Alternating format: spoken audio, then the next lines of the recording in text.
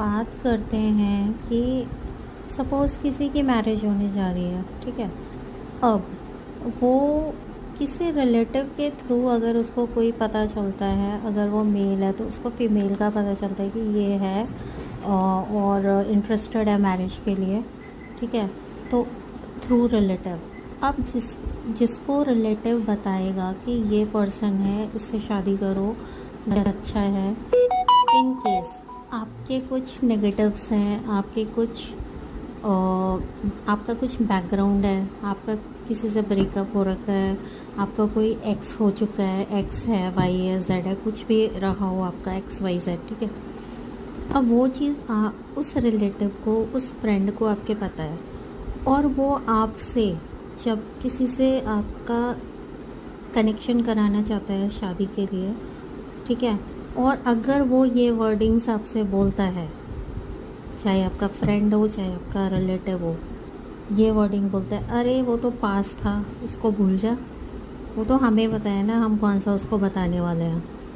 जो कि maximum 99.9% cases में ऐसा होता है कि रिलेटिव और फ्रेंड ऐसे बोलेंगे। सारे की बात नहीं कर रही हूँ, 1% एक्सेप्शनल केसेस होते हैं, बट अगर ऐसा बोलते हैं कि अरे वो तो तेरा पास था, तेरा एक्स था, तेरा वाई था, तेरा जेड था, ठीक है, उसको भूल जा, अब तुझे नई लाइफ स्टार्ट करनी है, ठीक है, अब वो तेरी मिस्टेक्स थी, और हम कौन सा बताने वाले हैं।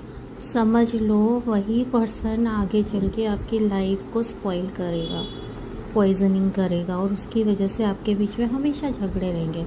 और सिर्फ झगड़े ही नहीं कराएगा वो पर्सन, वो पैसे भी खाएगा आपके पार्टनर से। क्यों?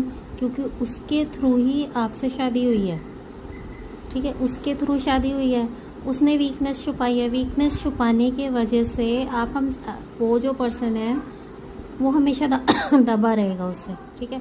अब वो दबा भी रहेगा और उसको पैसे भी खिलाने पड़ेंगे उसको। क्यों? क्योंकि उसकी डार्क साइड है, उसका कोई एक्स वाई जेड रहा है।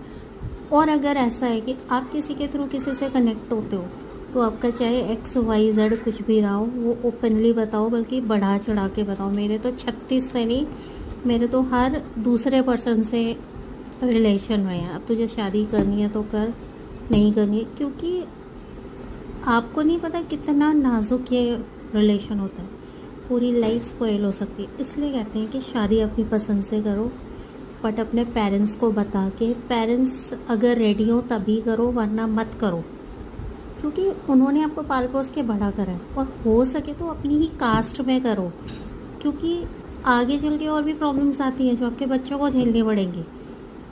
90%